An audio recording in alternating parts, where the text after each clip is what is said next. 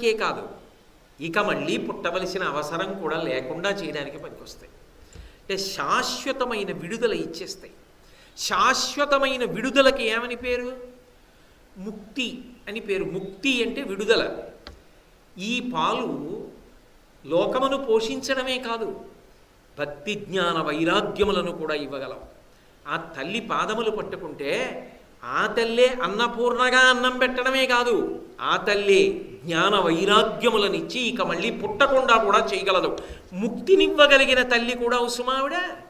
అందరి అమ్మల్లా కేవలము శరీరాన్ని మాత్రమే పోషించేటటువంటి పాలనివ్వగలిగినటువంటి పరిమితి కలిగిన తల్లి కాదు. తాను పెట్టిన అన్నము ద్వారా, తానిచ్చిన పాయసం ద్వారా, తన పాల ద్వారా జ్ఞాన వైరాగ్యములనిచ్చి ఇక పుట్టవలసిన అవసరం లేని పునరావృత్తి రహిత శాశ్వత శివ సాయుధ్య స్థితిని ఇవ్వగలిగినటువంటి జ్ఞానాంబిక ఆ తల్లి. అది చెప్పడానికి ముక్తి ముక్త రెండు దగ్గర దగ్గర మాటలు. అందుకని ముక్తాహార విడంబమాన విలసద్వక్షోజ కుంభాంతరి అంటే ఇప్పుడు ఆ ముత్యాల హారము అలంకరింపబడినప్పుడు దాని వెనక స్తనములు కనపడుతున్నాయంటే లోకములను పోషిస్తున్నటువంటి మాతృమూర్తి జగజ్జనని ఒక అర్థం. కాదు కాదు, ఆమె అనుగ్రహమే ఇక నువ్వు పుట్టవలసిన అవసరం లేకుండా కూడా చెయ్యగలదు. ఎందుకనంటే పంచకృత్య పరాయణ సదాశివానుగ్రహద, ఆమె మోక్షమును కూడా ఇవ్వగలదు. అందుకే ఏ రత్నాన్ని, ఏ విశేషాన్ని వాడుకుంటే ముక్తి అన్న మాట దగ్గరకు వచ్చేస్తుందో ఆ హారాన్ని ప్రతిపాదించారు. అది మంగళప్రదత్వం, శుభప్రదత్వం కూడా. విషయాన్ని చూడడమే చాలాసార్లు. అందుకే ముక్తాహారము కలిగినటువంటి ఆ స్తనమండలాన్ని నేను చూస్తున్నాను. ముక్తాహారము చేత అలంకరింపబడిన అమ్మవారి యొక్క వక్షస్థలం నాకు దర్శనమైంది అని ముక్తాహార విడంబమాన విలసద్వక్షోజ కుంభాంతరి. బాహ్యంలో ఆ అమ్మవారి యొక్క గుండెలు, ఆవిడ మెడలో ఉన్నటువంటి ముత్యాలహారం కనీసం అలా నీకు కనపడినా కూడా అది ఇప్పటికిప్పుడు కాకపోయినా ఎప్పుడూ ఒకప్పుడు విడుదలకి కారణము కాగలదు సుమా. ఎందుకంటే ఆ గుండెల నిండా ప్రేమ తప్ప ఇంకొకటి లేదు. ఆ ప్రేమ నిన్ను ఉద్ధరించేస్తుంది అంటూ కాశ్మీరా గరువాసితాంగరుచిరా. మళ్ళీ ఇదో చమత్కారం. ఇది దీంతో చూసేది కాదు, లోపలి నేత్రంతో ఆ జగజ్జనని తత్వాన్ని చూస్తున్నారు. ఈ కంటితో నానారత్న విచిత్ర భూషణకరి ఆమె యొక్క భూషణములను చూస్తున్నారు. దీనితో అమ్మవారి మించి వస్తున్న వాసనలను చూశారు. అంటే వెళ్ళానండి, విగ్రహం చూసొచ్చానండి కాదు, నిజంగా తల్లి అక్కడ కూర్చునుంటే ఆ తల్లి మించి ఎటువంటి సువాసనలు వస్తాయో దాన్ని అనుభవించారు. ఎటువంటి వాసనట? కాశ్మీరా గరువాసితాంగరుచిరా. కాశ్మీర దేశమునందు అనుకోండి, కాశ్మీర దేశమునందు ప్రత్యేకంగా ఎర్రతామర దుంప దొరుకుతుందిట. అలాగే అగురు అని, కృష్ణ అగురు అంటారు. మంచి పరిమళభరితమైనటువంటి పుష్పములతో తయారు చేస్తారు. జిగురుగా ఉంటుంది, అది జిగురుగా ఉండి నల్లగా ఉంటుంది, కానీ అపారమైనటువంటి సువాసన. ఆ అగురు ఒళ్ళంతా రాసుకుంటారు. అమ్మవారుట కాశ్మీర దేశం చల్లగా ఉంటుంది కదా, కాశ్మీర అనడంలో శంకరాచార్యుల వారికి ఒక సంతోషం ఎప్పుడూ ఉంటుంది మనసులో. మీరు ఎప్పుడైనా గమనించండి, శంకరాచార్యుల వారి వాంగ్మయంలో ఎప్పుడూ ఒక రహస్యం మీకు కనపడుతూ ఉంటుంది. ఆయనకి అన్ని రూపాల కన్నా శారదా రూపం మీద ప్రీతి ఎక్కువ. అందుకే సన్యాస వ్యవస్థని దశనామి సన్యాస వ్యవస్థగా ఆయన విభాగం చేసినప్పుడు ఇద్దరు సన్యాసులకు, అంటే రెండు రకాలైన సన్యాస వర్గాలకు మాత్రం ఆయన సరస్వతీ సంబంధమైన పేర్లు ఉంచారు. ఒకరు భారతి, ఒకరు సరస్వతి. పేరు చివర సరస్వతి ఉంటుంది కొంతమందికి, భారతి ఉంటుంది కొంతమందికి. ఆయన పెట్టిన మఠాలకి కూడా శారదా మఠం అని పేరు పెట్టారు. ఎందుకని అంటే జ్ఞానము మోక్షమునకు కారణం కావాలి. ఆ జ్ఞాన సంబంధమైన మార్గమునందు ఉన్నవారు కాబట్టి, జ్ఞాన మార్గావలంబకులు కనుక ఆయన ఎక్కువగా దీన్ని ప్రతిపాదన చేస్తుంటారు శంకరాచార్యుల వారు. అందుకే మీరు కొంచెం జాగ్రత్తగా గమనిస్తే కాశ్మీరా గరువాసితాంగరుచిరా, ఓసారి కాశ్మీర దేశాన్ని తలుచుకుంటారు. అగురు తయారు చేసినప్పుడు ఇంకొక దేశంలో ఉన్న పువ్వులతో అన్న మాట వాడకూడదా? అంటే వారు సర్వజ్ఞపీఠాన్ని అధిరోహించారు. ఇప్పటికీ అక్కడ ఉంది అని చెప్తారు. పాక్ ఆక్రమిత కాశ్మీరంలో ఉంది అని చెప్తూ ఉంటారు అక్కడక్కడ. కాబట్టి ఆ శారదా దేవాలయాన్ని తాను అధిరోహించిన సర్వజ్ఞ పీఠాన్ని దృష్టిలో పెట్టుకుంటున్నారు. పెట్టుకుని అమ్మ ఆ శారదానుగ్రహం కలగాలి, ఇది బంధనమునకు హేతువు కాదు. ఈ సువాసనలన్నీ చూసి అబ్బాయి ఎంత బాగుందో అని ఉవ్విళ్ళూరిపోవడానికి కాదు. ఈ వాసన నా వాసనలను తెగపోసేయాలి. కాశ్మీర దేశంలో పువ్వు ఎక్కువసేపు ఉంటుంది, ఎందుకంటే చల్లటి ప్రాంతం, హిమవత్ పర్వత ప్రాంతం కదా. ఆ ప్రాంతం మీద అమ్మవారికి మొక్కువ, పుట్టినిల్లుంది. హిమవంతుడి కూతురు కదూ, హైమవతి కదూ. ఆ ప్రాంతం పేరు వింది అనుకోండి, ఓసారి ఇలా వింటుంది. కాశీలో చెప్తున్నారు కదా, కాశీలో అన్నపూర్ణకి కాశ్మీర దేశంలో పార్వతికి అభేదాన్ని పాటిస్తున్నారు. ఏలూరు అని ఎవరో అన్నారనుకోండి, నేను చెవి ఒగ్గి వింటాను ఒకసారి, ఎందుకంటే అది నాకు జన్మభూమి, నాకు ఆ ఊరంటే అంత ప్రీతి. ఇప్పటికే అలా పెడితే ఒకసారి చెప్పులు ఇప్పి అక్కడ దిగో నమస్కారం చేసి భూమికి వెళ్ళిపోతుంటా. అటుగా పెడితే పుట్టిన ఊరు మీద అంత ప్రేమ ఉంటుంది. కాశ్మీరా గరువాసితాంగరుచిరా అంటే ఆవిడ ఇలా అంటుంది. ఎవర్రో అటువైపు ప్రాంతాన్ని చెప్తున్నాడు కాశీ వచ్చి. రెండు కా కా ఇది కాశీ, అది కాశ్మీరం. కాశ్మీరా గరువాసితాంగరుచిరా, అటువంటి అగురు ఒళ్ళంతా రాసుకుంది ఆవిడ. ఇప్పుడు అది విశేషమైన సువాసనలు వెదజల్లుతుంటూ. అసలు ఆ తల్లే సువాసన. కస్తూరీ తిలకంచితేందు విలసత్రోద్భాసి పాలస్థలీం కర్పూరద్రవమిశ్ర చూర్ణ కపురామోదోల్లసద్వీటికాం లోలాపాంగతరంగతైరితి కృపాసారైర్నతానందినీం శ్రీశైలస్థలవాసినీం భగవతీం శ్రీమాతరం భావయే. ఆవిడ కేశపాశానికి సహజ సుగంధం, అందులో తిరుగుకున్నటువంటి పువ్వులకు సుగంధం, ఆమె శరీరమునకు సహజ సుగంధం, ఆమె అలదుకున్నటువంటి అగరు మొదలైనవి సహజ సుగంధం, ఆమె పెట్టుకున్న కస్తూరి బొట్టు సుగంధభరితం, ఆమె వేసుకున్న తాంబూలం సుగంధభరితం. దశ దిశలు కూడా ఆ వాసనకి ఇలా నిలబడిపోతాయిట. ఆవిడే పెద్ద వాసన. అయితే లోకంలో సాధారణంగా ఇటువంటి వాసనలకి వశపడడం రజోగుణానికి కారణం. కానీ అమ్మవారి విషయంలో అది ప్రసాదం. అందుకే వాసనా బలాన్ని కోసేస్తుంది. గత జన్మల నుంచి వచ్చిన దుర్వాసనలు ఏమున్నాయో వాసనలు తెగిపోతాయి ఈ వాసనకి. సాధారణంగా మాట మాట్లాడుతున్నప్పుడు వినపడుతుంది, మాటలలో వాసనలు తగిలేటట్టు చేసిన ఘనత శంకర భగవత్పాదులది స్తోత్రాలు. మాటలలో శబ్దాన్ని చెప్తారు తప్ప మాటలకి వాసన ఎక్కడి నుంచి వస్తుంది అంటే మాటకు వాసనలు తగిలేటట్టుగా తావి నవ్వించారు ఆయన. పువ్వులకు తావి ఉంటుంది, శంకరుల మాటలకు తావి ఉంది.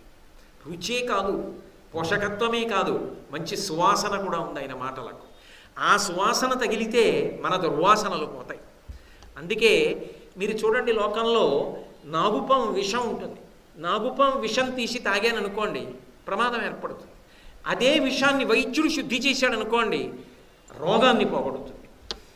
లోకంలో ఎవరో స్త్రీల నుంచి వచ్చినటువంటి ఇటువంటి సువాసనలకు వశపడి అనవసరంగా వాటి గురించి ఎక్కువ ఆలోచించాడు అనుకోండి, ఏమో అక్కర్లేని ఇబ్బందులు ఏర్పడే అవకాశం ఉండవచ్చు, ఉంటాయేమో. కానీ ఆమె జగజ్జనని, అమ్మ, తల్లి, మహాపతివ్రత, మహాతల్లి, లోకములను కన్నా అమ్మ, అన్నపూర్ణమ్మ, విశాలాక్షి, పార్వతి. అటువంటి తల్లి మించి వస్తున్న వాసనలు ఒకసారి ఊహ చేసి మానసికంగా మీరు ఒకసారి పీల్చినా, ఇప్పుడు ఇంత సువాసన చెప్తుంటే మీకు తెలియకుండా మీకు ఏదో తగులుతోందేమో అని అనిపించింది అనుకోండి, అది చాలు వాసనా బలం పోవడానికి. కాబట్టి కాశ్మీరా గరువాసితాంగరుచిరా కాశీపురాధీశ్వరి. ఎవరావిడ? అస్తమానం ఈ మాట అంటుంటారు, కాశీపురాధీశ్వరి అంటుంటారు శంకరాచార్యుల వారు. ఎందుకు అంటే ఆ కాశీపట్టణం యొక్క పేరు ఎత్తడం చాలు. ఆ కాశీ కాశీ కాశీ అని ఓసారి అంటుంటే చాలు. ఆ పేరు పలికినంత మాత్రం చేత కొంత అనుగ్రహం ఉంటుంది. ఎందుకని అంటే ఆ కాశీపట్టణం గురించి చెప్తూ విశ్వనాథుడే ఒక మాట అంటాడు పార్వతీదేవితోటి, కాశీ పాపములకు ఎదురు చుక్క అన్నాడు, కాశీ ఉపపాతములకు విషం. ఎందుచేత అంటే ఆవిడ్ని పిలుస్తూ సుదతి కాశీ పాపములకు ఎదురుచుక్క, వెలది కాశీ ఉపపాతములకు విషము, భామ కాశీ కళ్యాణముల కాటపట్టు, ఇంతి కాశీ మోక్షమునకు జన్మభూమి అన్నాడు. కాశీ గొప్పతనం ఏమిటంటే సాక్షాత్ శంకరుడు పార్వతీదేవితో చెప్పింది. అందుకే 4 చోట్ల 4 స్త్రీ సంబంధమైనటువంటి సంబోధనలు వేశారు. పార్వతీదేవిని పిలిచి చెప్తూ ఈ కాశీ పాపములకు ఎదురు చుక్క, కాశీపట్టణంలో వచ్చినటువంటి వాడెవరుంటాడో కాశీపట్టణానికి వచ్చి నిలబడిన వాడి పాపములు దహించుకుపోతున్నాయి. అంటే అస్తమానం పాపం చేసి అక్కడికి వెళ్ళి కాల్చుకోమని కాదు, ఆయనే అంత అమాయకుడు కాడు. మనసు మార్చుకుని ఇకపైన జాగ్రత్తగా ఉంటాను తండ్రి, ఇంతకుముందు చేసిన తెలిసో తెలియకో చేసిన పాపములు తీసి అంటే అనుగ్రహిస్తాడు. అందుకని సుదతి కాశీ పాపములకు ఎదురు చుక్క, అంతేకాదు వెలది కాశీ ఉపపాతములకు విషము. మహాపాతకములను ఉంటాయి, ఉపపాతకములని చాలా భయంకరమైనటువంటి పాపములు. అటువంటి పాపములను పోగొట్టడానికి విషం లాంటిది. భామ కాశీ కళ్యాణముల కాటపట్టు, సమస్త కళ్యాణములకు శుభములకు మంగళములకు శోభస్కరమైన విషయములకు కాశీపట్టణము ఆటపట్టు. అంతేకాదు ఇంటి కాశీ ముక్తికాంతకు పుట్టుస్థలం, లేదా ఇంటి కాశీ మోక్షమునకు జన్మభూమి. మోక్షమునంతా కూడా అసలు కాశీలోనే పుట్టింది. అంటే విడుదల ఇవ్వగలిగినటువంటి క్షేత్రం. అంత గొప్ప క్షేత్రమైనటువంటి కాశీ పట్టణాన్ని ఓసారి కాశీ కాశీ అనుకోవడం చాలు. అన్నపూర్ణాష్టకంలో శంకరాచార్యుల వారు అంబికే ఆఖరి పాదంలోకి అన్ని మాటలు కాశీ తీసుకొచ్చారు. అలా కాశీ కాశీ అంటుంటే ఎప్పుడో ఇప్పుడు ఏమంటారు, ఏమండి మనం కాశీ యాత్రకి వెళ్ళాం కదా, అన్నపూర్ణమ్మ గుడికి వెళ్ళామా అంటారు మరిచిపోతే. అప్పుడు పక్క వాళ్ళు ఏమంటారు, వెళ్ళాం కదండి విశ్వనాథుడి దేవాలయానికి వెళ్ళి బయటకు వచ్చిన తర్వాత ఆ సందులోనే బయటకు వస్తుంటే చివర లేదు, యువతల పక్కకి పెడితే అన్నపూర్ణమ్మ గుడి, యువతల దాటి వస్తేనేమో పెద్ద మంటపం బోలెడని ఉపాలయాలు ఉంటాయి, ఆ కొంచెం ముందుకు వెడితే మేడ మీద ట్రస్ట్ ఉంటుంది, అక్కడ బోలెడంత అన్నదానం జరుగుతూ ఉంటుంది, అన్నపూర్ణమ్మ ఇలా పట్టుకుని ఉంటుంది, 4 చేతులతో ఉంటుంది కదా అమ్మవారి దేవాలయం. మనం చూసి ప్రదక్షిణం అవి చేసి అక్కడ చాలాసేపు కూర్చున్నాం కదా. ఏ ఘాట్ ఉంది అక్కడికి దగ్గరలో, దశాశ్వమేధ ఘాట్ అని ఉంది కదా. అంటే మీరు కాశీ కాశీ అని ఇందులో అన్నందుకు ఒకసారి కాశీ గురించి ఆలోచింపచేస్తారు. అది శంకరాచార్యుల వారి ప్రజ్ఞ. అటు ఇటు పోతున్న మనసుని ఏది తలుచుకుని పవిత్రం అవుతుందో దాని వైపుకు తీసుకొచ్చి కూర్చోబెడుతూ ఉంటారు. ఇది కాశీ పురాధీశ్వరి. సాధారణంగా పరిపాలన కలిగి ఉంటుంది పురాధీశ్వరి, లేదా పరిపాలన చేసేటటువంటి ప్రభువు యొక్క భార్య అయి పట్టమహిషి అయి ఉంటుంది. కానీ ఇక్కడ ఆవిడేం చేస్తోంది, పాపపుణ్యములను విచారణ చెయ్యదు. పరిపాలన చేయడం అంటే ఏం చేస్తుంది, పాపపుణ్యములను విచారణ చేస్తారు. ఏం పాపం చేశావు, ఏం పుణ్యం చేశావు, పాపం చేసి దాని ఫలితం అనుభవించవలసి వస్తే భయపడి నా దగ్గరికి పరిగెత్తుకొచ్చావా, ఇంకెప్పుడైనా చేస్తావా, ఇంకెప్పుడు చేయకు, క్షమిస్తున్నాను పో. పాపపుణ్యముల విచారణ చేస్తాడు పరిపాలన చేసినప్పుడు స్వామి. ఆవిడేం చేస్తోంది, కాశీ పురాధీశ్వరి.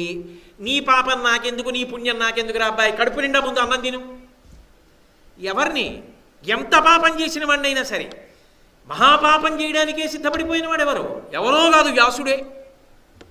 కాశీపట్టణాన్ని శపిస్తానన్నాడు అని నీళ్లు పోసుకునేటప్పటికీ వేద పురాణ శాస్త్ర పదవీదవీయసి అయిన పెద్ద ముత్తైదువ కాశికా పురాధి పీఠ హాటక పీఠ శిఖాధిరూఢ అయ్యాదిమశక్తి సంయమీవరా ఇటు రమ్మని వీచే హస్తసముజ్ఞాదరలీల రత్న కటకాభరణంబులు గల్లు గల్లనన్.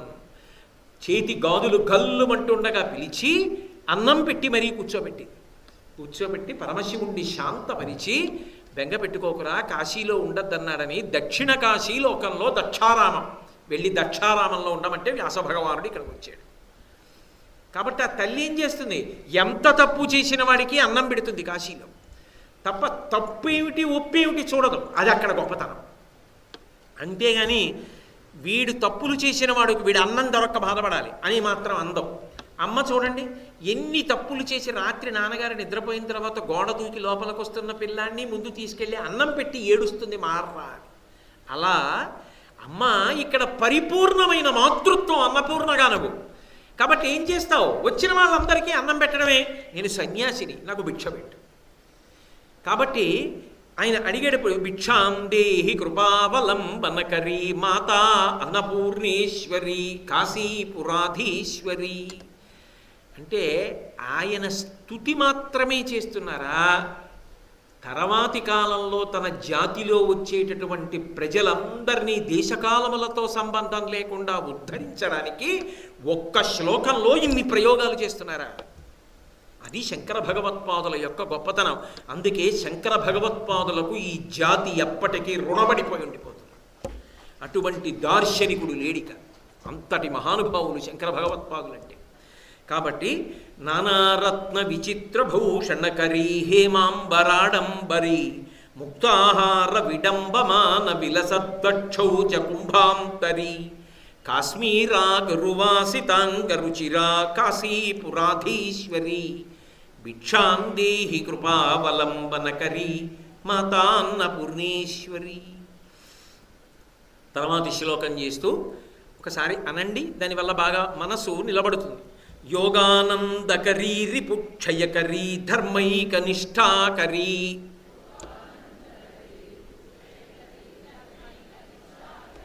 చంద్రార్కానలభాసమానలహరీ త్రైలోక్య రక్షాకరీ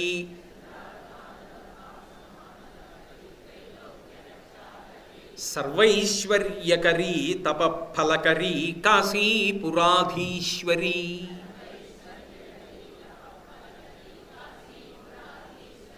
భిక్షాం దేహి కృపావలంబనకరీ మాతాన్నపూర్ణేశ్వరీ.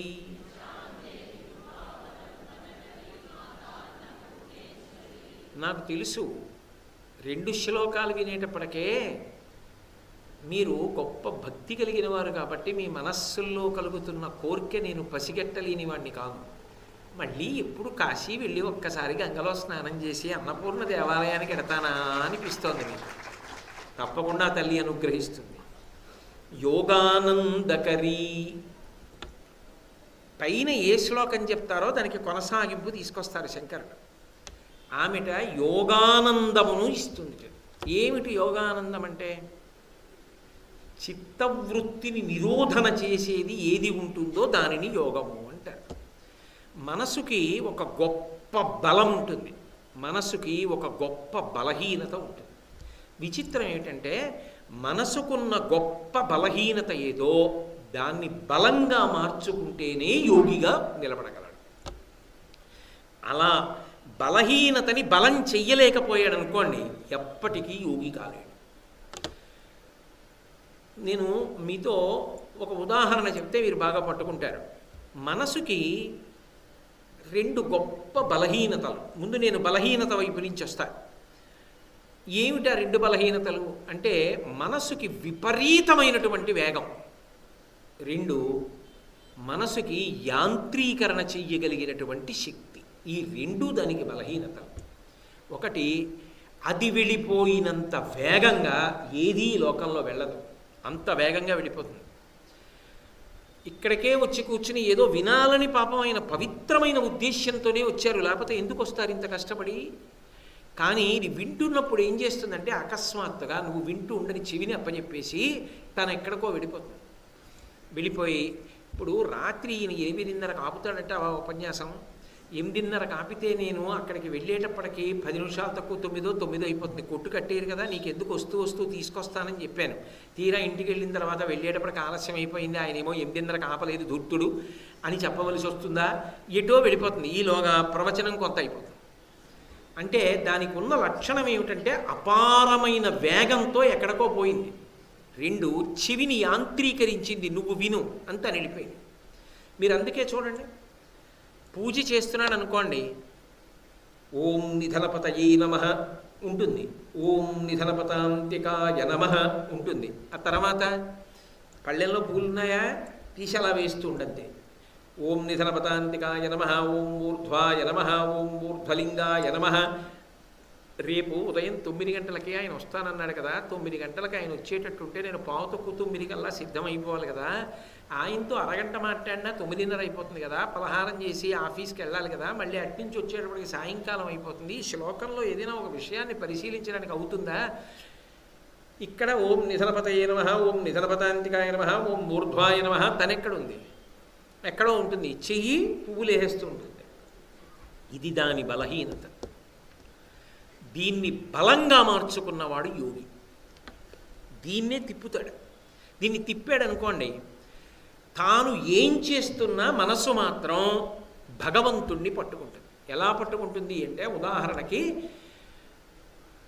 తల మీద కడవ పెట్టుకుని వెడుతూ ఉంటారు పల్లెపట్లలో నీళ్లు తెచ్చుకునేటటువంటి స్త్రీలు. వాళ్ళు చుట్టకుదురు అని బట్ట గుండ్రంగా చుట్టుకుని తల మీద పెట్టుకుని కడవ పెట్టుకుంటారు. వాళ్ళు ముచ్చట్లాడుకుంటూ ఏదో మాట్లాడుతూ వెళ్ళిపోతుంటారు. వెళ్ళిపోతున్నా వాళ్ళు కొద్దిగా ఎక్కడైనా కించిత్ తడబడ్డారనుకోండి, వాళ్ళ దృష్టి అంతా కుండ మీదే ఉంటుంది. పడిపోతుందేమో చటుక్కున కుండ పట్టుకుంటారు. ఏది మాట్లాడుతున్నా కుండ మీదే దృష్టి ఉన్నట్టుగా,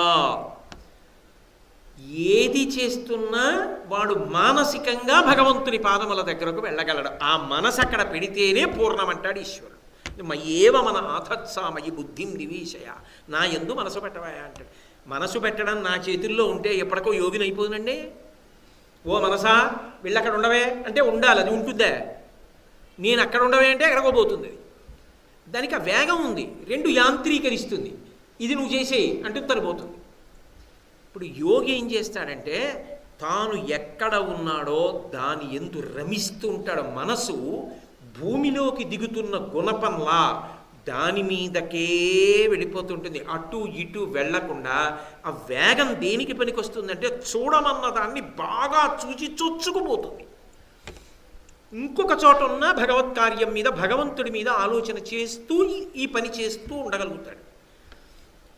రెండు, యాంత్రీకరణ చెయ్యదు. చెయ్యి నువ్వు ఈ పని చేసేయి, కాలు నువ్వు ఈ పని చేసేయి అనదు. ఈ చెయ్యిని ఏమీ చేయకు అని అర్చేస్తుంది. కాళ్ళని ఏమీ అనకు, నోటిని ఏమీ అనకు, కూర్చో, నిశ్శబ్దంగా కూర్చో. తాను సృజిస్తుంది. లోపల సూక్ష్మ శరీరాన్ని వాడుకుంటుంది. వాడుకుని ఆ చేతులతో ఆ కాళ్ళతో అందుకుంటుంది ఈశ్వరుణ్ణి. అది యోగము. యోగానందకరీ అన్న మాటకు అర్థం అది. లేకపోతే కాశ్మీరా గరువాసిదాంగరుచిరా కాశీపురాధీశ్వరి, శంకరుల వాసనలు ఎలా పట్టుకోగలిగారు అంటే, నేను మీకు ఇంకొంచెం స్పష్టంగా ఇంకొంచెం బాగా అర్థమయ్యేటట్టు చెప్పాలి అంటే, దీనికే వివరణ చేశారా అన్నట్టుగా శంకరాచార్యుల వారు శివానందలహరిలో ఒక శ్లోకం చేశారు. అందులో పరమశివుణ్ణి ప్రార్థన చేస్తూ ఆయన ఒక మాట అంటారు. కదా వా తాం దృష్ట్వా గిరిశతవ భవ్యాంఘ్రియుగళం గృహీత్వా హస్తాభ్యాం శిరసి నయనే వక్షసి వహన్ సమాశ్రిష్యాగ్రాయ స్ఫుటజలజగంధాన్ పరిమళాన్ అలభ్యం బ్రహ్మాజ్యైః ముదమనుభవిష్యామి హృదయే అంటారు. అంటే అందులో ఆయన శంకరుడితో అన్నారు ఒక మాట. అందులో ఆయన అంటారు, శివ కదా వా త్వాం దృష్ట్వా, ఎప్పుడు అని మొదలెట్టారు. ఎప్పుడు అంటే ఈ చేతులతో చేయడం కాదురా. పూజ చేశాను మనసు ఎక్కడికో పోతోంది, ఇలా చేసేస్తున్నావు అని మనం అనర కఠినంగా. తను ప్రశ్న వేసుకున్నట్టుగా చెప్తారు. కదా వా త్వాం దృష్ట్వా, నిన్ను చూడాలి అన్న మాటకు అర్థం ఏమిటి?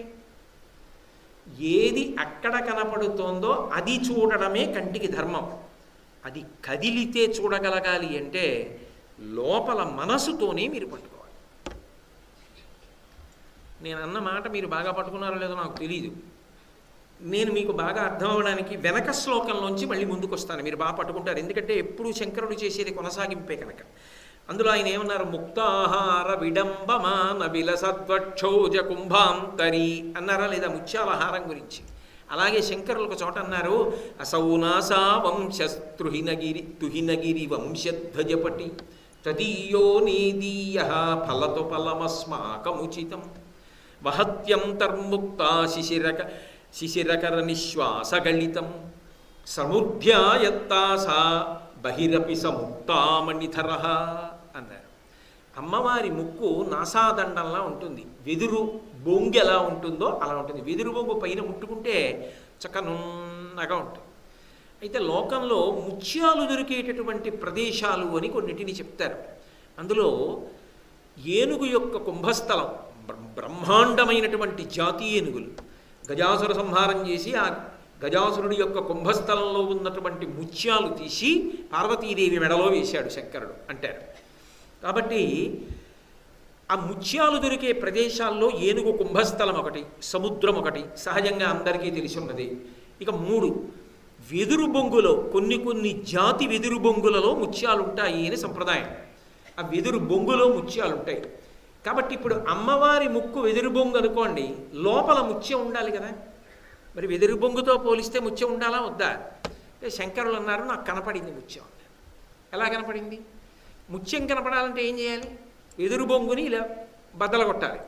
పరమ అమంగళకరం కదా అసలు ఆ ఆలోచన. అమ్మవారి ముక్కుని వెదురు బొంగుతో పోల్చినప్పుడు అలా ఎలా ఆలోచన చేస్తారు మీరు? ముత్యాలు చూడడానికి అలా చేద్దామని ఆలోచన చేయలేరు. మరి అటువంటిప్పుడు ఎలా కనపడింది ముత్యం అంటే శంకరులు అన్నారు శిశిరకర నిశ్వాస గళితం. అక్కడ యోగం కావాలి. అందుకే యోగశాస్త్ర సంబంధం ఆ శ్లోకం. అంటే మీరు ఇలా విగ్రహం వంక చూస్తున్నారనుకోండి, ఎప్పటికీ కనపడదు మీకు ఆ ముత్యం, లోపల ఉంది, అది కనపడదు. కానీ శంకరాచార్యులు వారు అన్నారు అమ్మవారు కూడా అది ఊపిరి వదిలి ఊపిరి తీస్తూ ఉంటుంది కదా, తీస్తున్నప్పుట శిశిరకర నిశ్వాస గళితం. శంకరాచార్యులు వారికి చాలా ఇష్టమైన పేర్లు శిశిరకర, హిమకర. ఆ పేరు ఎక్కువ వాడతారు ఆయన చంద్రుడికి. శిశిరకర చల్లతనం ఎటువైపు ఉందో, చంద్ర సంబంధం ఎటుందో అటు ముక్కు రంధ్రంలోంచి ఆ ముత్యం ఒకసారి ఇలా పైకి వచ్చి లోపలికి వెళ్ళిపోతుంది. మరి ఊపిరి అని వదిలితే కొద్దిగా ముత్యం బయటకు వచ్చింది అన్నప్పుడు లోపలికి వెళ్ళిపోతుంది. అంటే ఇప్పుడు నాకు చెప్పండి, అది మీకు విగ్రహంలో కనపడుతుంది అలా? ఎప్పుడు కనపడుతుంది? ఈ కళ్ళు మూసేయాలి, మూసేసి మనస్సుతో చూడాలి. మనస్సు సూక్ష్మేంద్రియమైన కన్నుని ఆధారం చేసుకొని చూడాలి అమ్మవారిని. ఆవిడ ఊపిరి తీసి వదులుతున్నప్పుడు చూడాలి. అయితే శంకరాచార్యులు వారు కుడి ముక్కు రంధ్రంలోంచి వస్తోందని ఎందుకు రాయిలా? ఎడం ముక్కులోంచి వస్తోందని ఇటే పెట్టుకోవాలా ముత్యం? ఇటు పెట్టుకోవచ్చుగా. మరి ఇటు పక్క నుంచి వస్తోందని ఎందుకు చెప్పారు? అది యోగం. యోగానందకరీ రిపుక్షయకరీ, యోగానందకరి అన్న మాటకు అర్థం అది. ఇట్నుంచి ఎందుకు వస్తుందంటే రజోగుణ సంబంధంగా ఉద్వేగంలో ఉన్నాడు అనుకోండి, ఏవో కోరికలతో అలమటించిపోతూ అవి తీరాలని పరుగులతో ఆవేశంతో ఉన్నాడు అనుకోండి, అప్పుట గమనించుకునే అవకాశం ఉండదు. ఎడమ ముక్కులోంచి ఎక్కువ ఊపిరి వెళ్ళి కుడి ముక్కులోంచి బయటికి వస్తుంది. పరమ ప్రశాంతంగా ఉండి పరమసత్వగుణంతో ఏదో మంచి విషయం గురించి బాగా ఆలోచిస్తున్నాడు అనుకోండి, ఊపిరి నియంత్రింపబడి మెల్లగా ఉండి తను గమనించడం కుదరదు. కుడి ముక్కులోంచి ఎక్కువ వెళ్ళి ఎడం ముక్కులోంచి ఎక్కువ బయటికి వస్తుంది. శిశిరకర నిశ్వాస గళితం. ఆవిడ అంత ప్రశాంతంగా ఉంది, నువ్వు యోగమునందున్నావు ధ్యానంలో, అప్పుడే నీకు అలా కనపడుతుంది. ఎందుకని ఇటుపక్క ఎందుకని కనపడుతుంది అంటే ఇది చంద్రనాడి. శిశిరకర నిశ్వాస గళితం ఎడానాడు ఉంటుంది, ఇటు పింగళనాడు ఉంటుంది, మధ్యలో అగ్ని సంబంధం సుషుమ్నా నాడు ఉంటుంది. ఈ 3 ఇక్కడ కలుసుకుంటాయి ఆజ్ఞాచక్రం మీద. అందుకని అక్కడ బొట్టెడతారు, మనసు యొక్క కదలికలు అది నియంత్రిస్తుందని. కాబట్టి ఇడా పింగళ సుషుమ్న యోగ రహస్యం చెప్పడానికి శంకరుల శ్లోకం చేసి యోగానందకరి, యోగమనందు ఆనందమును ఎలా ఇస్తుందో చెప్పారు. ఆ బయటికి వచ్చి లోపలికి వెళ్ళిపోతున్న ముత్యం. ఇప్పుడు వెదురు బొంగు కమంగళం ఎక్కడొచ్చింది? బదలగొట్టి చూడమని చెప్పారా? బయటికి వచ్చి లోపలికి వెడుతున్న ముత్యం కనపడింది. యోగమనంద అలా ముత్యాన్ని చూసిన వాడి వంశంలో ముత్యం లాంటి వాడు ఎవడో పుడతాడు. అంటే మనసుని నియంత్రించి చూడాలి. ఇలా ఎలా చూస్తారు? ఈ కంటితో మీకు అసలు ఎలా కనపడుతుంది? అలా ముక్కులోంచి బయటకు వస్తున్న ముత్యం ఒక్కనాటికి కనపడదు. అలా చూడాలంటే ఒకటే మార్గం, యోగమనందు చూడాలి. పరమయోగీంద్రులకు భావగోచరమైన సరిలేని పాదాల జంట కంటి అంటాడు అన్నమయ్య. పరమయోగీంద్రులకు మాత్రమే భావగోచరమయ్యే సరిలేని పాదాలు, ఆ పాదాలు అవి చూశానన్నాడు. అంటే ఆయన యోగి అయి చూశాడనేనా దాని అర్థం? అలాగే శంకరులు శివానందలహరిలో ఈ ముడిని విప్పుతూ ఇంకా బాగా వివరణ చేశారు. కదా వా త్వాం దృష్ట్వా గిరిశతవ భవ్యాంఘ్రియుగళం. నేను ఓ శివుడి విగ్రహం దగ్గర కూర్చున్నాను అనుకోండి. శివుణ్ణి చూశావా? చూశాను. కానీ గృహీత్వా హస్తాభ్యాం, శివ మీ పాదములు నా చేతుల్లో పెట్టండి. కదులుతాయా విగ్రహంలోంచి? కదలవు. కదలనప్పుడు నీకు ఆనందం పొందగలవా? పట్టుకున్నానన్న ఆనందం పొందగలవా? పొందలేవు. కానీ ఆర్తి ఉందనుకోండి, ఈ కదలికలన్నీ ఆగిపోవాలి. అసలు అప్పుడు చేతులు అక్కర్లా, విగ్రహం అక్కర్లా, ఏమక్కర్లా. మనసుని నియంత్రిస్తే, అందుకే చిత్తవృత్తి నిరోధకమ యోగమని మొదలుపెట్టాను నేను. కళ్ళు మూసుకొని శంకరుడి పాదములు ఒక్కటే కనపడాలి. అంటే ఇప్పుడు దాని వేగమంతా తగ్గాలి. తగ్గి వేగమంతా దేని వైపుకి వెళ్ళాలి? ఆ పాదములను బాగా స్ఫుటంగా చూడాలి. అదిగో స్వామి తెల్లటి కుడి పాదం, ఎడం పాదం ఆ చందనం అలంకృతం అయ్యింది, దాని మీద పారాణి పెట్టబడి ఉంది. వశిష్ఠాది మహర్షులు పూజ చేసినటువంటి పారిజాత పుష్పములు, సంపంగి పూలు మొదలైన పువ్వులన్నీ కూడా ఆయన పాదముల మీద ఉన్నాయి. ఆ పాదములకు సహజంగా తామర పూల వాసన ఉంది అనుకుని బాగా దగ్గరగా జరిగి ఆయన పాదపీఠం మీద 2 పాదాలు పెట్టుకుంటేనే 2 చేతులు ఇలా చాపి గృహీత్వా హస్తాభ్యాం, స్వామి మీ పాదాలు ఇలా చేతిలో పెట్టరా అన్నాను అనుకోండి. సరేరా అని ఆయన 2 పాదాలు ఎత్తి ఇలా చేతుల్లో పెట్టాడు అనుకోండి. ఓసారి బరువు ఎంత ఉందని ఇలా చూస్తానా? ఇలా పట్టుకుని ఆయన పాదముల యొక్క అరికాళ్ళు నా చేతులకి తగులుతుంటే పరవశమైపోయి చల్లటి తండ్రి ఆనందపడిపోయి గృహీత్వా హస్తాభ్యాం శిరసి నయనే. ఎంత విచిత్రంగా వేశారో చూడండి. స్వామి ఒక్కసారి తల మీద పెట్టుకోవద్దా మీ పాదాలు? పెట్టుకోరా అన్నాడు. ఇంకా బాగా దగ్గరగా జరిగి నా తల మీద పెట్టుకోవడానికి ఆయన పాదాలు పైకి ఎత్తుతానా, నా తల కిందకి దించుతానా? తలని బాగా దించి పాదపీఠం మీద పెట్టండి స్వామి అంటే ఆయన చేతులతో ఎత్తి పెట్టలేనుగా. ఆయన 2 పాదాలు తల మీద పెట్టారనుకోండి, ఇదేమన్నా పీఠమా? గుండ్రంగా ఉంటుంది, జారిపోతుంటాయి. జారిపోకుండా ఇలా 2 చేతులతో పాదాలు ఇలా పట్టుకుంటే ఆ 2 పాదాలు తల మీద అలా ఉండగా నేను ఆనందపడిపోయి కన్నుల వెంట ఆనంద భాష్పములు పడిపోతుంటే మళ్ళీ ఇలా 2 చేతులతో పట్టుకుని నయని, ఆ వేళ్ల చివరి భాగాలు చిన్నతనంలో పడిశం పట్టినప్పుడు అమ్మ కర్పూరం బియ్యం గుడ్డలో మూట కట్టి ముక్కు దగ్గర పెట్టినంత మెత్తగా ఆ వేళ్ల చివర్లు తగులుతుంటే ఇలా కళ్ళకి తగులుతుంటే శిరసి నయని, కళ్ళకి తగల్చుకుని ఇంకొంచెం ముందుకి జరిగి ఆ పాదాలు గుండెల మీద పెట్టుకుని వక్షశివహన్ సమాశ్లిష్యాఘ్రాయ స్ఫుట జలజగంధాన్ పరిమళాన్. ఆయన పాదములు 2 పాదపీఠం మీద పెడితే కళ్ళంబట ఆనంద భాష్పాలు కారిపోతూ ముందుకి వంగి గట్టిగా 2 చేతులతో పాదాలు ఇలా గట్టిగా పట్టేసుకుని వంగిపోయి ఆయన పాదముల మీద తల పెడితే వికసించిన తామర పువ్వుల్లోంచి వచ్చినటువంటి సుగంధము వంటి సహజ పరిమళము ఆయన పాదములలోంచి వస్తుంటే ఆ వాసన పీలుస్తూ మత్తెక్కిపోయి నా పాదముల మీద అలాగే పడిపోయి ఆనందధారలు నా కంటి వెంట పడిపోతుండగా ఎందుకురా నాని శంకరుడు 2 చేతులు నా తల మీద పెట్టి ఉంటే అలభ్యాం బ్రహ్మాద్యై ముదమనుభవిష్యామి హృదయే. బ్రహ్మాదులకు లభించని ఆ ఆనందం ఈశ్వర నేను ఎప్పుడు పొందుతాను అంటే, ఇప్పుడు నాకు ఒకటి చెప్పండి. ఇప్పుడు వేగము నియంత్రింపబడాలి, మనసుకి ఒక చోట నిలబడిపోవాలి, ఆ ఆనందం అనుభవించాలి. అది పాదయోహో పాద్యం సమర్పయామి అన్నాడు. ఆ ధ్యానమునందు ఆ యోగమునందు అలా అయిపోయాడు. ఒకటైపోతే యోగం అంటారు. మనస్సు, వాక్కు, క్రియ అన్నీ ఒకటైపోయాయి. అనేన యుజ్యతే ఇది యోగ అని పతంజలి. అనేకముగా ఉన్నవి ఒక్కటైపోయాయి. ఆ పాదములు వినా ఇంకొకటి కనపట్టలేదు. అప్పుడు ఆనందము బయట నుంచి లోపలికి రాదు. లడ్డూ తింటే వచ్చే ఆనందం లడ్డూ వలన బయట నుంచి వచ్చింది.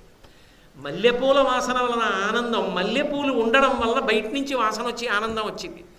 ఈ ఆనందం ఇక్కడే ఉన్నది పైకి పొటమరించింది. అది నిత్యానందకరి. ఆ యోగమునందు అనుభవించిన ఆనందము తరుగులేని ఆనందం. అందుకని దానికి మొదలది శ్లోకం, ఆ ప్రార్థనకి, ఆ స్తుతికి.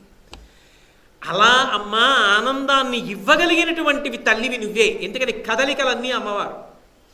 ఈ కదలికలన్నీ కూడా నియంత్రింపబడిపోయి ఆ కదలికలన్నీ భగవంతుని యొక్క పాదముల దగ్గర ఆగిపోవాలి. ఆగిపోయి నేను రమించిపోయి పరవశించిపోవాలి. అలా నేను అనుభవించాలంటే నా ఎదురుగుండా ఉన్నది కాదు, ఇక్కడ చూస్తూ ఇక్కడ అనుభవిస్తూ అంత మహదానందాన్ని నేను పొందితే దాన్ని యోగానందం అంటారు. యోగమనందు పొందిన ఆనందం అది ఎవరిస్తారంటే కదలికలను నియంత్రించగలిగినది ఆమెయే. లేకపోతే ఎంత పవిత్రమైన చోట తీసుకెళ్ళి కూర్చోబెట్టండి, అపవిత్రమైన విషయముల వైపుకి కదిలి వెళ్ళిపోతుంది మనసు. ఆవిడ తలుచుకుందా, మహామాయా విశ్వం భ్రమయసి పరబ్రహ్మ మహిషి, అక్కడ లేని ఏదో విషయం గురించి ఆలోచిస్తూ తిరుగుతుంటుంది. ఆవిడ అనుగ్రహం ఉన్నది, అక్కడ లేని పరమాత్మ పాదములను పట్టుకుని ఆనందపడిపోతూ ఉంటాడు. అప్పుడు ఆయనకి విశ్వమంతా పూజామందిరమే, ఎప్పుడు యోగమునందు ఆనందపడిపోతూ ఉంటాడు. అమ్మా అలా ఇవ్వగలిగిన శక్తిని ఎందున్నదమ్మా అంటే ఇప్పుడు శంకరాచార్యుల వారు ఏం చెప్తున్నారు?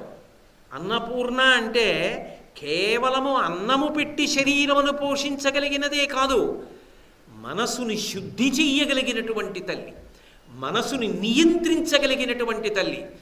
మన ఏవ మనుష్యాణం కారణం బంధమోక్షయో, కేవలము మనసు కారణంగానే బంధనము కానీ మోక్షము కానీ కలుగుతున్నాయి.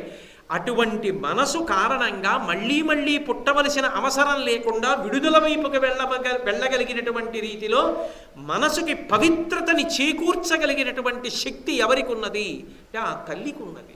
ఆ కదలికలను ఆమె అంత గొప్పగా నియంత్రించగలదు.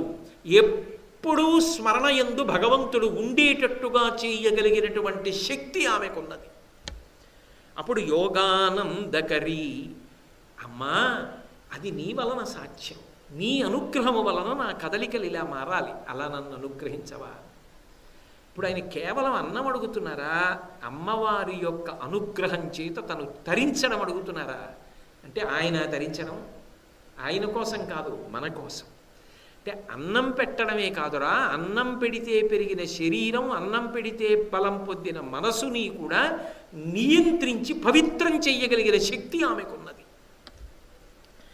యోగానందకరి రిపుక్షయకరి, ఆ తల్లి శత్రువులను సంహారం చేస్తుంది. ఆవిడ దగ్గర ఆ గొప్పతనం. ఇందులో శత్రువులను సంహారము చేయడము అనేటటువంటి మాటకు అర్థం, నేను ఎవరి మీదో శత్రుభావన పెట్టుకున్నాను అనుకోండి, ఆయన నాకు శత్రువేగా. లోకంలో శత్రువు ఎందుకు ఏర్పడతాడు అంటే భావన చేత ఏర్పడతాడు, అంతే కదా. ఆయన మీద ఏదో కారణానికి నాకు కోపం, ఆయన నాకు శత్రువు. ఆయన మీద నాకు ఏదో కారణానికి అది గౌరవం అయింది అనుకోండి, ఆయన నాకేమవుతాడు? పూజనీయుడు అవుతాడు. భావమే శత్రుత్వానికి కానీ మిత్రత్వానికి కానీ ప్రధానంగా కారణం అవుతుంది. ఆయన మీద నాకు ప్రేమ ఉందనుకోండి, ఆయన తప్పు చేసినా ఉపేక్షించగలను. ఆయన మీద కడుపులో అక్కసు ఉందనుకోండి, తప్పు లేకపోయినా తప్పని చెప్పి లోకం అంతట్లో ఆయన్ని చెడ్డవాడిగా ప్రచారం చేయడానికి వెనకాడకుండా ఉండగలం కదా. ఎందుకని అంటే భావన ప్రధానమై ఉంటుంది. భావన చేత శత్రుమిత్ర భావనలు ఏర్పడుతున్నాయి. భావనలు అసలు వీటికి అన్వయం కాకుండా అంతటా అమ్మ తప్ప ఇంకొకటి లేదన్నాడు అనుకోండి, ప్రేమ తప్ప మనసులో ఇంకొకటి ఉండే అవకాశం లేదు. అందుకే మీరు పట్టుకోండి, ఒక అద్భుతమైన విశేషం ఉంది దేవీ భాగవతంలో. సుదర్శనుడు అని ఒక రాజకుమారుడు, నిన్న కూడా నేను మీకు ఆ ఉపాఖ్యానం గురించి ప్రస్తావన చేశాను. ఆ సుదర్శనుడు అనేటటువంటి ఆయన స్వయంవరంలో భార్యని తీసుకుని ఇంటికి వెళ్ళిపోతున్నాడు. నిష్కారణంగా ఆయన మీద క్రోధం పెట్టుకుని ఆయన్ని చంపేయాలని ఆయన సవతి తల్లి కుమారుడు, ఆ పిల్లవాడి తాత, ఇతర రాజులు, సైన్యం ఇంతమంది నించున్నారు. ఆయన వెనక ఎవ్వరు లేరు. ఆయన తన భార్యను తీసుకుని వెళ్ళిపోతున్నాడు రథం మీద. అందరూ చుట్టూ నిలబడ్డారు. చంపేసేయండి వాడిని అన్నాడు. వాడు మన శత్రువు, చంపేయండి అన్నాడు. ఆయన నవ్వాడు. నవ్వి ఆయన అన్నాడు, యక్కరిష్యతి శత్రుత్వం మయా సహ నృపాత్మజాహ. అద్భుతమైనటువంటి మాట ఒకటి అడిగాడు ఆయన. శాస్తాతస్య మహావిద్య నాహం జానామి శత్రుతాం అన్నాడు. నేను శత్రువుగా ఎందుకు కనపడ్డానో నాకు తెలియదు, నాకు మాత్రం మీ అందరూ జగజ్జనని రూపాలుగానే కనపడుతున్నారు. మయా సహ నృపాత్మజాహ, ఓ రాజకుమారులారా మీ అందరిలో నాకు జగజ్జనని కనపడుతోంది. ఆమె వినా నాకెవరూ కనపట్టలేదు. మీకు కూడా నేను అలాగే కదా కనపడాలి. మీకు నేను అలా కనపడకుండా నేను మీకు శత్రువులా కనపడితే మీలో కనపడుతున్న జగజ్జననే మీకు నాయందు కూడా జగజ్జనని కనపడేటట్టు చేస్తుంది. అలా కనపడేటట్టు చెయ్యగలిగిన అమ్మవారికి నమస్కరిస్తానంతే తప్ప నాహం జానామి శత్రుతాం, నేను మాత్రం మీ యందు శత్రువుని చూడను. మీరు నన్ను శత్రువుగా చూశారు, నేను మిమ్మల్ని జగజ్జననిగా చూస్తాను. అందుకని మీ పాదముల వంక చూసి నమస్కారం చేస్తాను. మీరు నా వంక చూసి నా కంఠాన్ని ఉత్తరించాలని కోరుకుంటున్నారు. మీకు నాలో శత్రువు కనపడుతున్నాడు, నాకు మీలో జగజ్జనని కనపడుతోంది. ఎవరి భావన ఎలా దిద్దాలో, ఎవరిని ఎలా సంస్కరించాలో ఆ తల్లికి విడిచిపెడుతున్నానన్నాడు. అది శత్రుభావన రిపుక్షయకరీ. అంతేగాని నాకెవరి మీద కోపం ఉందో వాళ్ళందరినీ చంపుతూ పోతుంది ఆవిడ. అది కాదు, అంతా జగజ్జననిగా కనపడుతుంది. అయితే ఏమండి మరి ఒక్కొక్కసారి అలా ఎలా కనపడుతుందండి? ఎంత జగజ్జనని అయితే మాత్రం అలా జగజ్జననిగా కనపడితే ఒక్కొక్కడు ఉద్ధరితో ప్రవర్తించినప్పుడు అంటే గంగానది హిమవత్ పర్వతంలో పుట్టినప్పుడు పెద్ద ఝంకారంతో పడిపోతుంటుంది. రంగతుంగ తరంగ సంఘములతో రంజిల్లు ఘోషంబుతో బంగారంబగు పొంగుతో నురగతో పువ్వాట తుంపర్లతో భంగుల్ చల్పుచు జంఘలించుతున్న భూభాగము నుండి జారం గంగమ్మను దల్చితే శరమనన్ రంజిల్లుతును శంకర. అప్పుడు ఆ గంగ కింద తల పెట్టలేరు. గంగ కాకుండా పోతుందా? కాశీ వస్తే స్నానం చేయడం తేలిక, అక్కడే గంగ. హరిద్వార్ ఎడితే గొలుసులు పట్టుకు స్నానం చేయాలి అంటే గంగ కాదా? ఒక చోట నీ శక్తి చాలలేదని చెప్పు, అంతేకాని ఆమె గంగ కాకుండా పోలేదు. ఒకడు ఉద్ధతితో ప్రవర్తించాడు, నా మటుకు నాకు జగజ్జనని కాకుండా పోలేదు. ఇప్పుడు ఆవిడేం చేసింది? నాహం జానామి శత్రుతాం, మీరు నన్ను శత్రువు అంటున్నారు, నేను మిమ్మల్ని జగజ్జనని అన్నాను అన్నాడు. ఏమిటి ధైర్యం? ఎవరు లేరు పక్కన, భార్య తప్ప. తల్లుందమాయకురాలు. వాళ్ళందరినీ సవతి కొడుకు తాతగారు అన్నాడు, చంపి వదలబారేంటి రా, ఏమిటి అలా చూస్తారన్నాడు. ఎంత సైన్యం! వాళ్ళందరూ ధనస్సులు ఎక్కుపెట్టారు. అమ్మవారు లేదు, మీ శత్రుభావన చేత వాణ్ణి మీరేం చెయ్యలేరు, నా రక్ష. స్తంభీభూతులై శిలాప్రతిమల్లా నిలబడిపోయారు. ఈ తాత మనవడు మాత్రం మేం చంపేస్తాం, ఆడది ఏదో వాహనం ఎక్కి కూర్చుని చెప్తోందని మీరు అలా ఉండిపోతారేంటి, అది చెప్తే ఆగాల అని బాణప్రయోగం చేయిపోయారు. ఆవిడ చిరునవ్వు నవ్వి 2 బాణాలు వేసింది, ఇద్దరు చచ్చిపోయారు. ఆ తర్వాత సుదర్శనుడు రాజ్యానికి పట్టాభిషిక్తుడయ్యాడు. అంటే శత్రుభావన తీసేస్తుంది ఆవిడ ముందు చేసేది. రిపుక్షయకరీ. 2, ఆయన శత్రుభావనలు లేకుండా ధార్మికంగా బ్రతుకుతున్న ఆయన యందు శత్రుభావం పెట్టుకుని ఆయన్ని పాడి చేద్దాం అనుకున్నవాడిని ఏం చెయ్యాలో చేస్తుంది. ఆ పై స్థాయిలో అసలు శత్రువులు, అంతఃశత్రువులు కామక్రోధశ్చ లోభశ్చ దేహే తిష్టంతి తస్కరాః జ్ఞానరత్నాపహారాయ తస్మాత్ జాగ్రత్త జాగ్రత్త. లోపలుంటారు అసలు శత్రువులు. ఎవరు? కామము, క్రోధము, లోభము, మదము, మోహము, మాత్సర్యము వంటివి. అవి అసలు శత్రువులు. ఎందుకంటే ఎంత పైకెక్కిన వాడినైనా సరే సర్వనాశనం చేసేస్తాయి. అటువంటి శత్రువులను అమ్మవారు ఏం చేస్తుందంటే మారుస్తుంది. అది అలాగే ఉంటుంది కానీ అనుకూలమైపోతుంది. ఎలా అంటారేమో, కామము ఏదో కామము అంటే అన్ని వేళలా స్త్రీ పురుష సంబంధం అని కాదు నా ఉద్దేశ్యం. కామము అదే పనిగా ఏదో విషయవాంఛ, భోగములను అనుభవించాలనేటటువంటి ఇచ్ఛ, భోగముల యందు అనురక్తి. ఇప్పుడు ఆ కామము క్రమక్రమంగా ఏమైందంటే అమ్మవారి పాదాలు పట్టుకున్నాడు, ఆవిడ అనుగ్రహం కలిగింది. కలిగి కామము ఈశ్వర కామముగా మారిపోయింది. నాకు భగవంతుణ్ణి పొందాలన్న కోరికగా మారిపోయింది. ఎలాగైనా నేను భగవంతుణ్ణి పట్టుకోవాలి, ఎలాగైనా ధ్యానంలో మనసు నిలబెట్టాలి, ఎంత కష్టపడైనా సరే నేను బాగా చదవాలి, నేను భగవంతుణ్ణి తెలుసుకునే ప్రయత్నం చెయ్యాలి.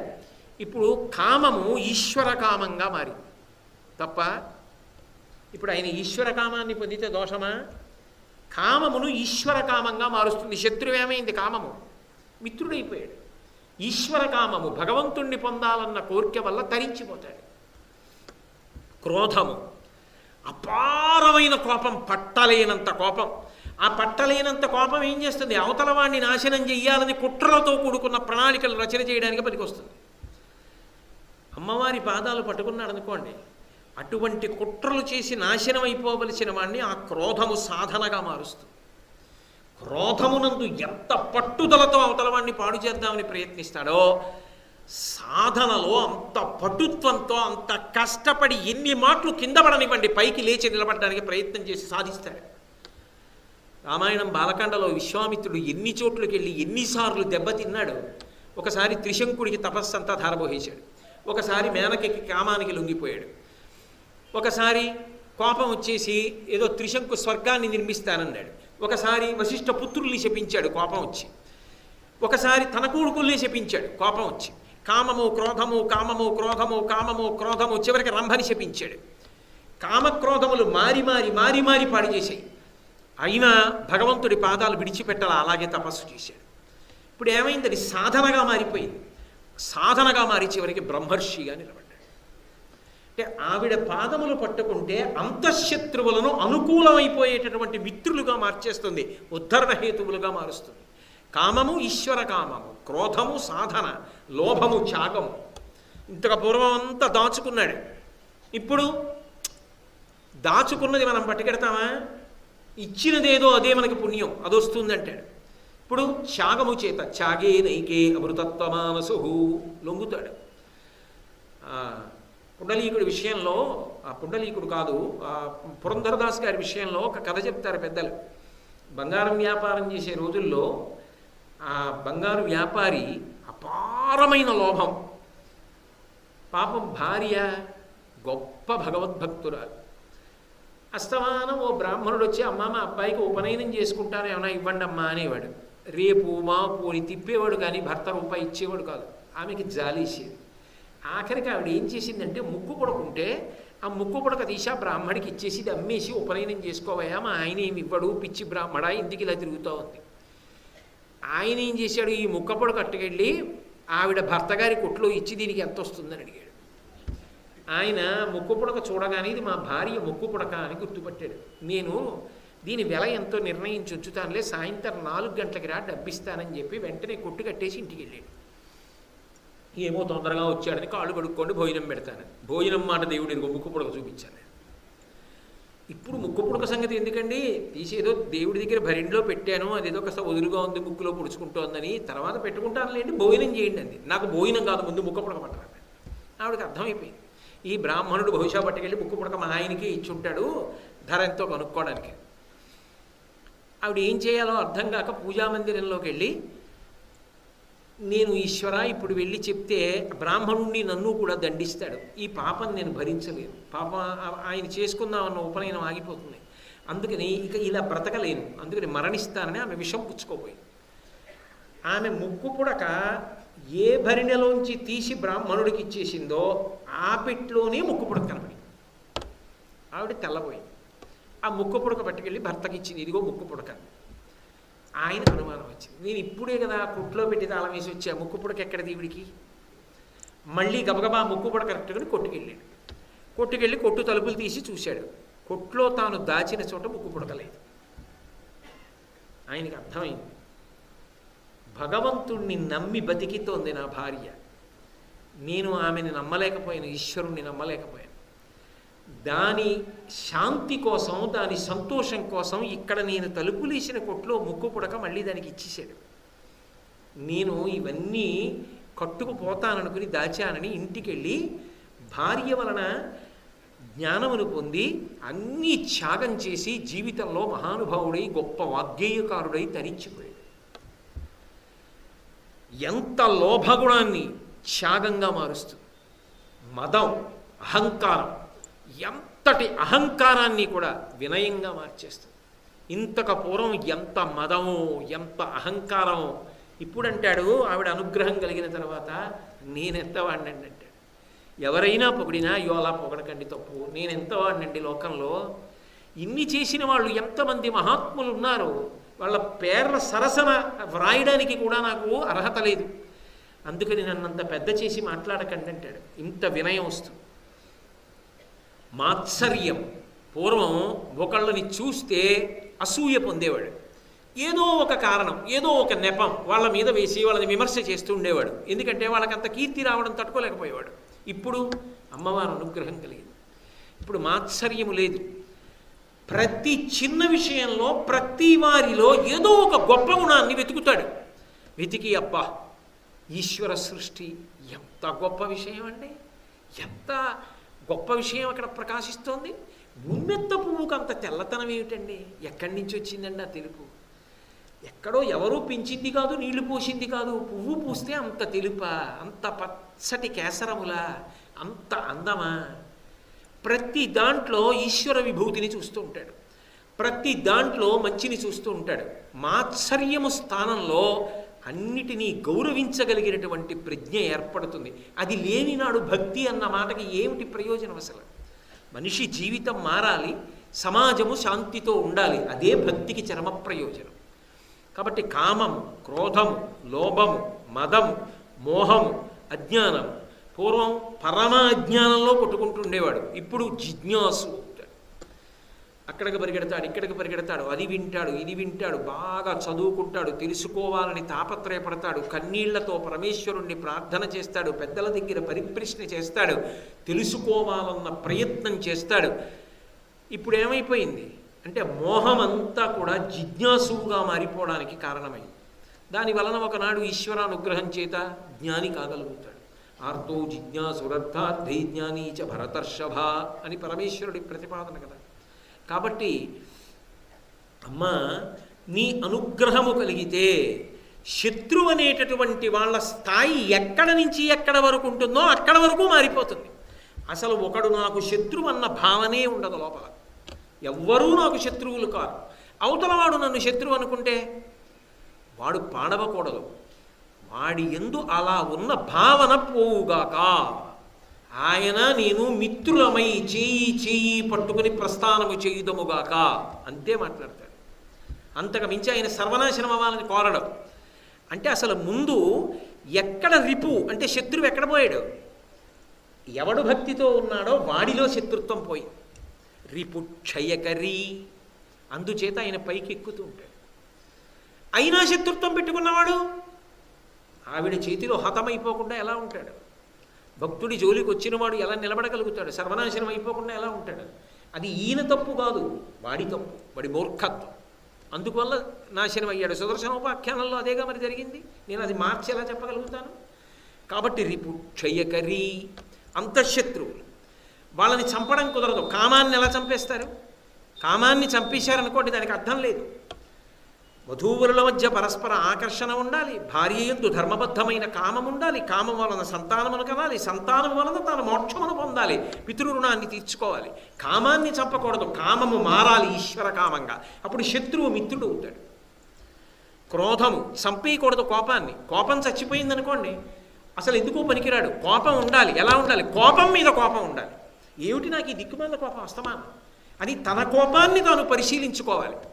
ఇప్పుడు కోపము సాధన కింద మారిపోవాలి. క్రోధం అంటే శత్రువుల్ని ఏం చేస్తోంది? ఆవిడ మారుస్తోంది మిత్రులుగా.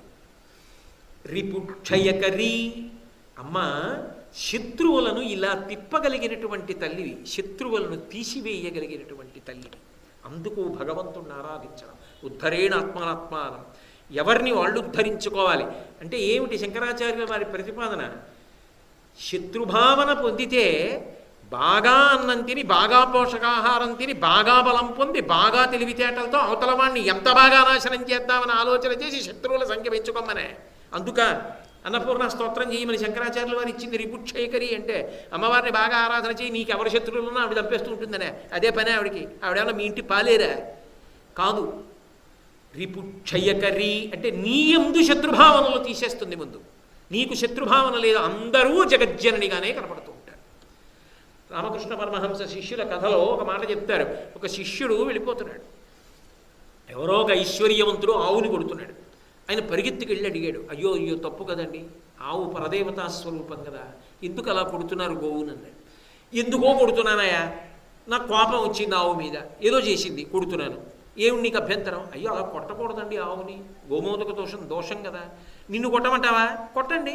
నన్ను కొట్ట ఆవును కొట్టకపోతే నన్ను కొట్టండి, అయితే నిన్ను కొడతాను ఒంగో అని కొట్టాడు. బ్రహ్మచారి, ఆయనకి ఏమైనా అలవాటు ఆ దెబ్బలు తింటాం, 2 దెబ్బలు తిని మూర్చిపోయాడు. ఆ వెనకాతల మిగిలిన బ్రహ్మచారులు వస్తున్నారు, వాళ్ళు చూశారు, అయ్యో మన మిత్రుడు రా పడిపోయాడు, కొట్టేశాడు ఈయన అని చెప్పి గబగబా వెళ్ళి వాడిని భుజాల మీద వేసుకుని ఆశ్రమానికి పట్టుకుపోయారు.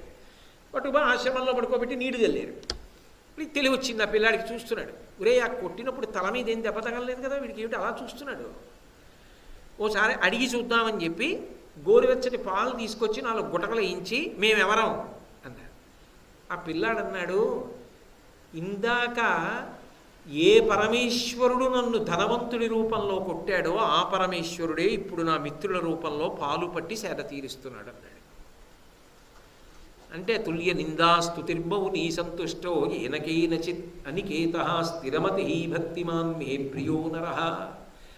ఆమె కేవలము అన్నం పెట్టడం కాదు, కేవలము శక్తినివ్వడం కాదు, మనిషి యొక్క జీవన సరళిలో అంత మార్పు తీస్తుంది, అంత కీర్తివంతుణ్ణి చేస్తుంది, అంత గొప్పవాణ్ణి చేస్తుంది.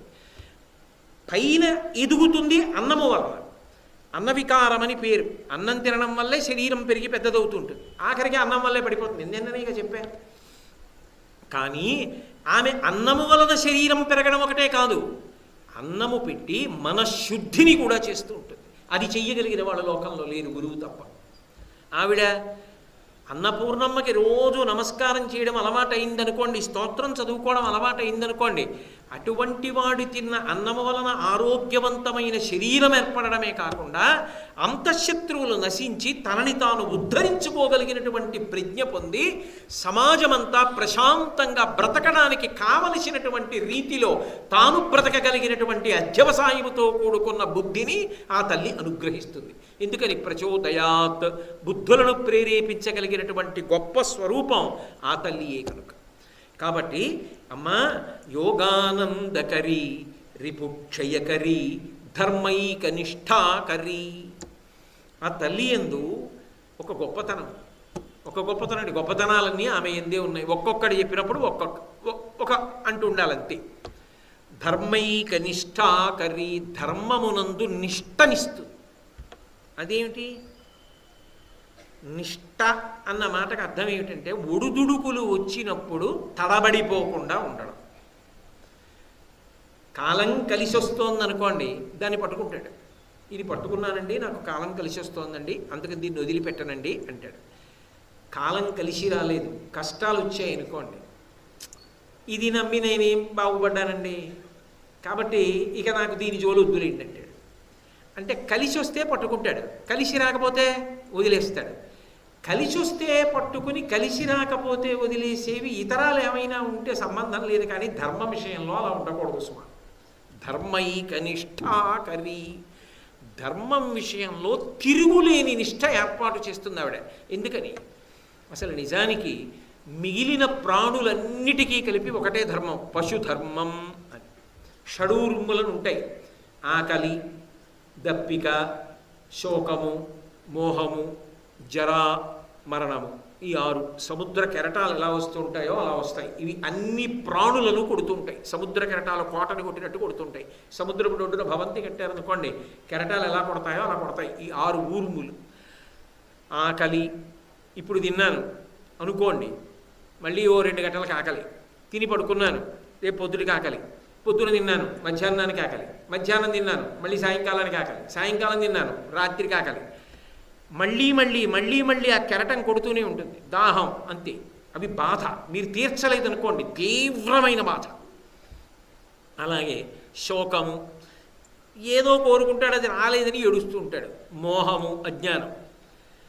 జర, వృద్ధాప్యం, దాన్ని మించిన బాధ ఇంకోటి లేదు. ఎందుకంటే శరీరం అంతా సంధిబంధములు సడలిపోతాయి, ఓపిక ఉండదు, పలకరించేవాడు ఉండడు, ఏవో గత వైభవ చిహ్నాలు గుర్తు తెచ్చుకుంటూ ఉంటాడు. హాయిగా తనలో తాను రమిస్తూ యోగానందకరి, మనసుని జవంతో భగవతి పాదములు పట్టుకుని ఆనందపడలేడనుకోండి, అప్పుడు జర, శాపం, వృద్ధాప్యం, మరణము, చిట్ట చివరికి శరీరం పడిపోవడం. ఇవి అన్ని ప్రాణులకు ఉంటాయి. అందుకే అన్ని ప్రాణులకు ధర్మం ఒక్కటే. ఏమిటి ఆ ధర్మం? పశుధర్మం. పశుధర్మో నమే ప్రీతిం అంటుంది దేవి భాగవతంలో. వ్యాసుల వారి తల్లి సత్యవతీదేవి పరాశర మహర్షితో మాట్లాడుతూ. కాబట్టి పశుధర్మం. ఏమిటి పశుధర్మం? ఆకలేసింది, అది నైవేద్యం పెట్టడానికి పట్టుకెడుతున్నారా? అనవసరం, కలియబడి తిని. దాహం వేసింది, అది అభిషేకానికి తీసుకెడుతున్నారా, తాగి, దాంతో సంబంధం లేదు, దానికి తెలీదు, దానికి పాపం కోరిక పుట్టింది, చేసేస్తుంది అంతే, పశుధర్మం. కానీ మనుష్యునకు అలా కాదు.